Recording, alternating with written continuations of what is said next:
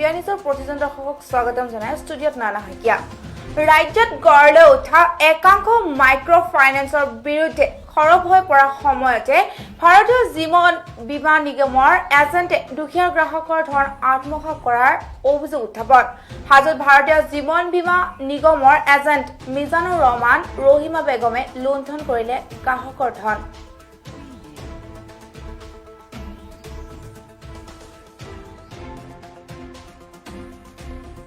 ৰাজ্যত গঢ় লৈ উঠা একাংশ মাইক্ৰ ফাইনেন্সৰ বিৰুদ্ধে সৰব হৈ পৰা সময়তে ভাৰতীয় জীৱন বীমা নিগমৰ এজেণ্টে দুখীয়া গ্ৰাহকৰ ধন আত্মসাৎ কৰাৰ এক গুৰুতৰ অভিযোগ উত্থাপিত হৈছে।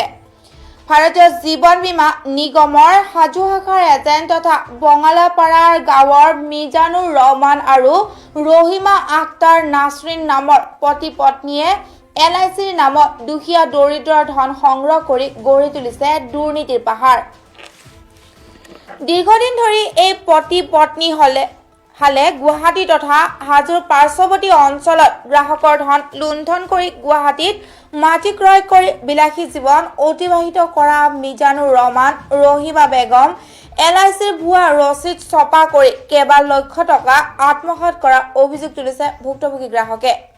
অকল ইমানেই নহয়, LICৰ প্ৰিমিয়ামৰ কম্পিউটাৰ ৰচিদৰ সলনি ইণ্টিগ্ৰেটেড ছ'চিঅ' ইকনমিক ডেভেলপমেণ্ট ফাউণ্ডেশ্যনৰ নামৰ হাতে লিখা ৰচিদসমূহ নাজিমুদ্দিন আহমেদ, মজিৰুন নেস্তা, সাইফুল ইছলাম, ৰহিমা বেগম, জহুৰা খাতুন, আনোৱাৰ খাতুন, ৰুবুল হক, ৰুকসানা বেগমক প্ৰদান কৰে।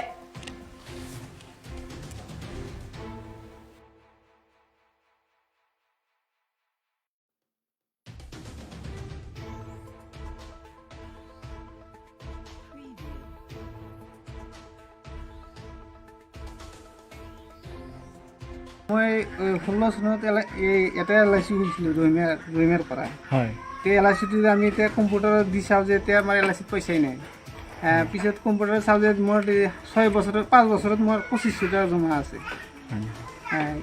পিছতে তাত ৰহিমাক ক'লোঁ, ৰহিমাক কোৱাৰ পিছত সি কি কয় তোমালোকৰ LIC এইটো গুৱাহাটীৰে। মই ক'লোঁ যে LIC চবখানে দেখা পাব, মোবাইলত দেখা পাই যে ক'ত LIC, কিন্তু এইটো কি কিমান বছৰ ধৰি পইচা জমা কৰি আছে? 16ত কৰিছিলোঁ।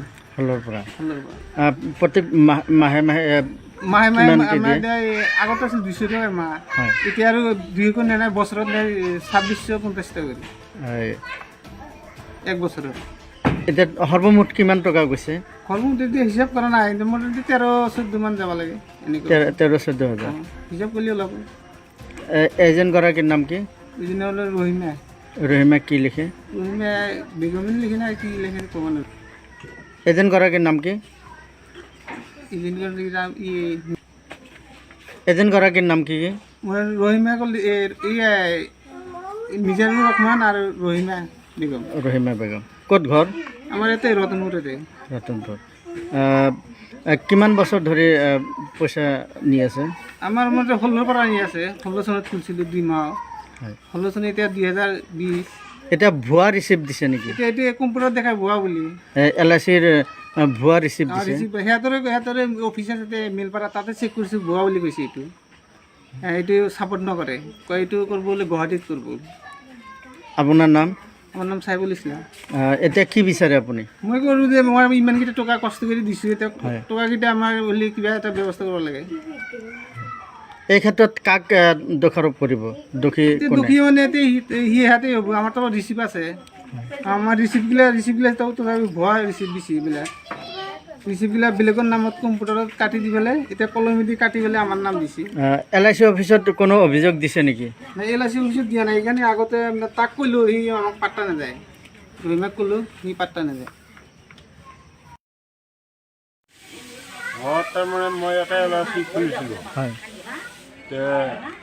মোৰ টকা মুঠ 12,000 টকা গৈছিল। হয়, মই তেওঁ তাৰ পৰা 6,000 টকা ধাৰে আনিছিলোঁ। আনাতে মোৰ ঘৰৰ পৰা পলিচি চব সহকাৰে তেওঁ লৈ গৈছিল। এজেণ্টগৰাকীৰ নাম কি? এজেণ্টগৰাকীৰ নাম? এজেণ্টৰ নাম হ'ল, মোৰ নাম ৰহিমা খাতুন। এজেণ্টগৰাকীৰ নাম কি? ৰহিমা খাতুন। ক'ত ঘৰ তোৰ?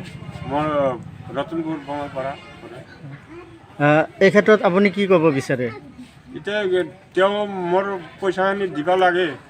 হাজিৰা কৰা মানুহ, দিন হাজিৰা কৰি খোৱা মানুহ মই। মুঠ কিমান পইচা দিছিল? মোৰ 12,000 টকা গৈছিল। খালি মোৰ পইচাখিনি যিখিনি মই পইচাখিনি দিছোঁ হয়, সেই হিচাপটো মোৰ তাত আছে। চব পলিচি ৰিচিপ্ট সহকাৰে চব লৈ গৈছিল লাগে। তেওঁলোকে।